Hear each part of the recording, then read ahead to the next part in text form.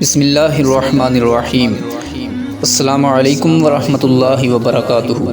امید کرتا ہوں کہ آپ سب خیریت سے ہوں گے۔ آج کا ہمارا موضوع ہے حضرت امام علی مقام امام حسین علیہ السلام۔ آپ کی ولادت باسعادت سے لے کر آپ کے وصال مبارک تک ایک مختصر لیکن جامع گفتگو۔ آئیے اپنے موضوع کی طرف بڑھتے ہیں۔ ولادت مبارک۔ حضرت امام علی مقام امام حسین علیہ السلام رسول اکرم حضرت محمد مصطفیٰ کے چھوٹے نواسے حضرت علی بن ابی طالب اور حضرت سیدہ کائنات سیدہ فاطمۃ الزہرا سلام اللہ علیہا کے چھوٹے بیٹے تھے۔ ہجرت کے چوتھے سال بمطابق 8 جنوری 626 عیسوی 4 ہجری 3 شعبان المعظم کو مدینہ طیبہ میں آپ کی ولادت ہوئی۔ اس خوشخبری کو سن کر جناب رسالت مآب تشریف لائے نواسے کو گود میں لیا، دائیں کان میں اذان اور بائیں کان میں اقامت کہی اور اپنی زبان امام علی مقام کے منہ مبارک میں ڈال دی۔ حضور صلی اللہ علیہ وسلم کا مقدس لعاب دہن امام علی مقام کی غذا بنی۔ 7ویں دن آپ کا عقیقہ کیا گیا۔ امام حسین کی پرورش۔ حضور صلی اللہ علیہ وسلم کی گود میں جو اسلام کی تربیت کا گہوارہ تھی، اب دن بھر 2 بچوں کی پرورش میں مصروف ہوئی، ایک حسن دوسرے حسین، اور اس طرح ان دونوں کا اور اسلام کا ایک ہی گہوارہ تھا جس میں دونوں پروان چل رہے تھے۔ ایک طرف حضور صلی اللہ علیہ وسلم جن کی زندگی کا مقصد ہی اخلاق انسانی کی تکمیل تھی، اور دوسری طرف امیر المؤمنین علی بن ابی طالب جو اپنے عمل سے خدا کی مرضی کے خریدار بن چکے تھے۔ تیسری طرف فاطمۃ الزہرا سلام اللہ علیہا جو خواتین کے طبقے میں حضور صلی اللہ علیہ وسلم کی رسالت کو عملی طور پر پہنچانے کے لیے قدرت کی طرف سے پیدا ہوئی تھیں۔ اس نورانی ماحول میں امام علی مقام امام حسین کی پرورش ہوئی۔ امام علی مقام کے اخلاق اور اوصاف۔ امام حسین علیہ السلام اہل بیت اطہار علیہم الرضوان کے امامت کے سلسلہ امامت کے تیسرے فرد تھے۔ آپ علیہ السلام پاک دامنی، عمدہ کردار، اعلیٰ اخلاق کا مجسمہ تھے۔ آپ کی عبادت، زہد، سخاوت اور آپ کے کمال اخلاق کے دوست اور دشمن سب ہی قائل تھے۔ آپ نے اپنی زندگی مبارکہ میں 25 حج ادا کیے۔ آپ میں سخاوت اور شجاعت کی صفت کو خود رسول اللہ نے بچپن میں ایسے نمایاں پایا کہ آپ علیہ الصلوۃ والسلام نے فرمایا کہ حسین میں میری سخاوت اور میری جرت ہے۔ چنانچہ آپ کے دروازے پر مسافروں اور حاجت مندوں کا سلسلہ برابر قائم رہتا تھا اور کوئی سائل محروم واپس نہیں لوٹتا تھا۔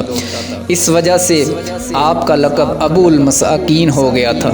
راتوں کو روٹیوں اور کھجوروں کے پشتارے اپنی پیٹھ پر اٹھا کر لے جاتے تھے اور غریب محتاج بیواؤں اور یتیم بچوں کو پہنچاتے تھے جن کے نشان آپ کی پشت مبارک پر پڑ جاتے تھے۔ آپ ہمیشہ فرمایا کرتے تھے، جب کسی صاحب ضرورت نے تمہارے سامنے سوال کے لیے ہاتھ پھیلا دیا تو گویا اس نے اپنی عزت تمہارے ہاتھ بیچ ڈالی۔ اب تمہارا فرض یہ ہے کہ تم اسے خالی ہاتھ واپس نہ کرو، کم سے کم اپنی ہی عزت نفس کا خیال کرو۔ غلاموں اور کنیزوں کے ساتھ آپ عزیزوں کا برتاؤ کرتے تھے۔ ذرا سی بات پر آپ انہیں آزاد کر دیتے تھے۔ آپ کے علمی کمالات کے سامنے دنیا کا سر جھکا ہوا تھا۔ مذہبی مسائل اور اہم مشکلات میں آپ کی طرف رجوع کیا جاتا تھا۔ آپ کی دعاؤں کا ایک مجموعہ صحیفہ حسینیہ کے نام سے اس وقت بھی موجود ہے۔ آپ رحم دل ایسے تھے کہ دشمنوں پر بھی وقت آنے پر رحم کھاتے تھے، اور احسار ایسا تھا کہ اپنی ضرورت کو نظر انداز کر کے دوسروں کی ضرورتوں کو پورا کیا کرتے تھے۔ اہل بیت اطہار علیہم السلام میں امام علی مقام کا مقام و مرتبہ۔ اللہ تعالیٰ نے حضور صلی اللہ علیہ وسلم کے ذریعے ہمیں دولت ایمان و نعمت اسلام سے مالا مال اور سرفراز فرمایا۔ حضور صلی اللہ علیہ وسلم نے ہمیں اسلام کے احکام بتلائے، قرآنی آیات سنائیں، دین کی تمام تر تفصیلات بتلا دیں، لیکن آپ نے احکام کی تبلیغ پر کوئی بدلہ اور عوض نہ چاہا۔ البتہ اہل بیت اطہار علیہم السلام سے محبت کا حکم فرمایا، جیسے کہ ارشاد باری تعالی ہے، قُلْ لَا أَسْأَلُكُمْ عَلَيْهِ أَجْرًا إِلَّا الْمَوَدَّةَ فِي الْقُرْبَى۔ اے حبیب فرما دیجئے میں تم سے اس پر کچھ اجر نہیں چاہتا ہوں بجز قرابت داروں کی محبت کے۔ حضرت ابن عباس روایت کرتے ہیں، آپ سے روایت ہے کہ فرمایا جب یہ آیت کریمہ قل لا اسألکم علیہ اجرا الا المودۃ فی القربى نازل ہوئی تو حضرت صحابہ کرام نے حضور صلی اللہ علیہ وسلم کی خدمت بابرکت میں عرض کیا، یا رسول اللہ وہ قرابت دار کون ہیں جن سے محبت کرنا ہم پر ضروری ہے؟ حضور صلی اللہ علیہ وسلم نے ارشاد فرمایا، وہ قرابت داروں میں جن کا تم پوچھتے ہو کون شامل ہے، ان میں علی ہے، فاطمہ ہے اور ان کے دونوں شہزادے حسنین کریمین ہیں۔ اہل بیت اطہار سے محبت کرنے کا مطالبہ بظاہر تبلیغ اسلام کا بدلہ معلوم ہوتا ہے، لیکن بات ایسی نہیں ہے، بلکہ ایمان کے حصول کے بعد اس کی حفاظت کا انتظام انتہائی ضروری ہوتا ہے۔ حفاظت ایمان کی خاطر اہل بیت اطہار علیہم السلام کی محبت اور مودت کا حکم دیا گیا۔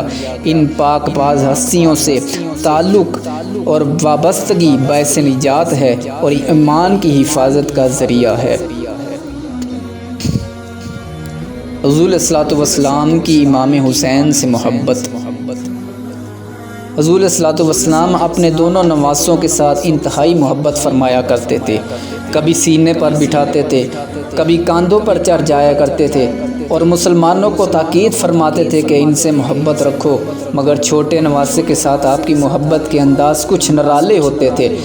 ایسا ہوا کہ نماز میں سجدے کی حالت میں امام حسین پشت مبارک پر آ گئے تو آپ نے اپنے سجدے کو لمبا کر دیا، اس وقت تک سر سجدے سے نہ اٹھایا جب تک آپ زمین پر نہ آ گئے۔ رسول اللہ نے امام حسین کے لیے یہ الفاظ بھی خاص طور پر فرمائے تھے کہ حسین منی و انا من الحسین، حسین مجھ سے ہے، میں حسین سے ہوں۔ مستقبل نے بتا دیا کہ رسول اللہ کا مطلب یہ تھا کہ میرا نام اور کام دنیا میں حسین کی بدولت ہی قائم رہے گا۔ کبھی حضرت انس بن مالک سے روایت کرتے ہیں کہ حضور صلی اللہ علیہ وسلم نے عرض کی، رسول اللہ صلی اللہ علیہ وسلم سے آپ نے عرض کی کہ آپ کی اہل بیت میں سے آپ کو سب سے زیادہ محبوب کون ہے؟ تو حضور صلی اللہ علیہ وسلم نے فرمایا، مجھے سب سے زیادہ محبوب میرے حسن اور میرا حسین ہے۔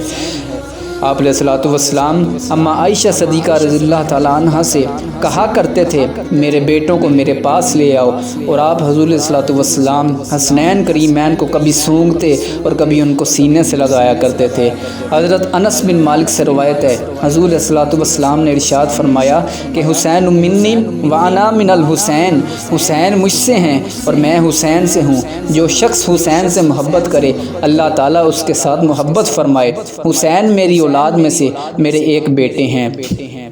حضرت براء بن عازب سے روایت ہے کہ حضور صلی اللہ علیہ وسلم نے حسنین کریمین علیہم السلام کو دیکھا اور فرمایا کہ اے اللہ میں ان دونوں سے محبت کرتا ہوں، تو بھی ان دونوں سے محبت فرما۔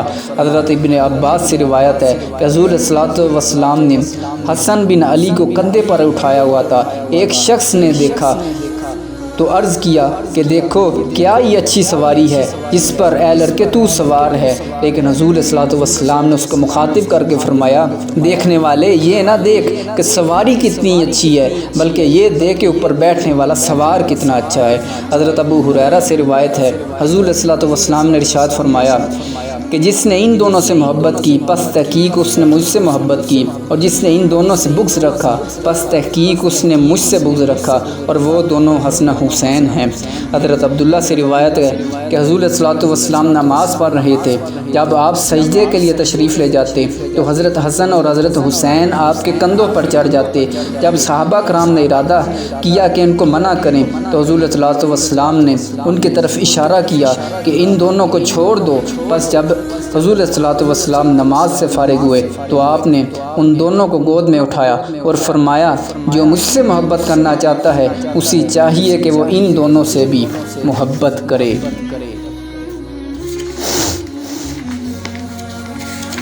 اولاد امجاد۔ آپ کی اولاد میں آپ کے 6 شہزادے اور 3 شہزادیاں ہوئیں۔ امام حسین کے جو بیٹے ہیں ان کے نام مدرجہ ذیل ہیں: حضرت علی اکبر، حضرت امام زین العابدین، حضرت علی اصغر، حضرت عبداللہ، حضرت محمد، حضرت جعفر۔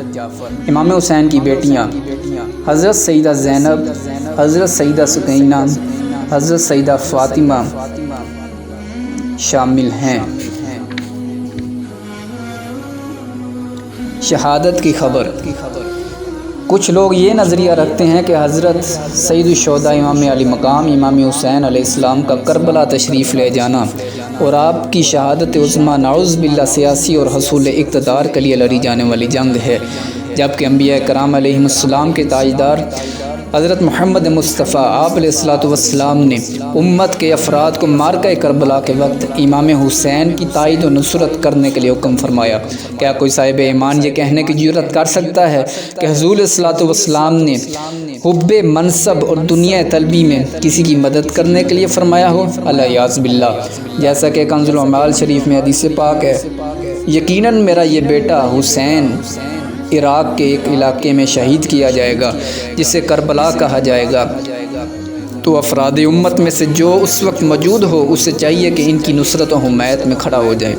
امام علی مقام اس طرح دنیا کے ناپائیدار اقتدار کی طلب ہو سکتی ہے، جبکہ آپ ہی کے گھرانے سے ساری خلقت کو زہد و تقوی و پرہیزگاری اور قناعت کی دولت ملی ہے۔ سید الشہداء کو اس دنیا فانی کی کس طرح حرص اور طمع ہو سکتی ہے؟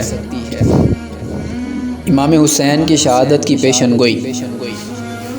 حضور علیہ الصلوۃ والسلام کی احادیث میں حضرت سیدنا حسین علیہ السلام کی شہادت کی پیشن گوئی پر مبنی روایات ملتی ہیں، جن میں سے چند ذیل میں درج کی جا رہی ہیں۔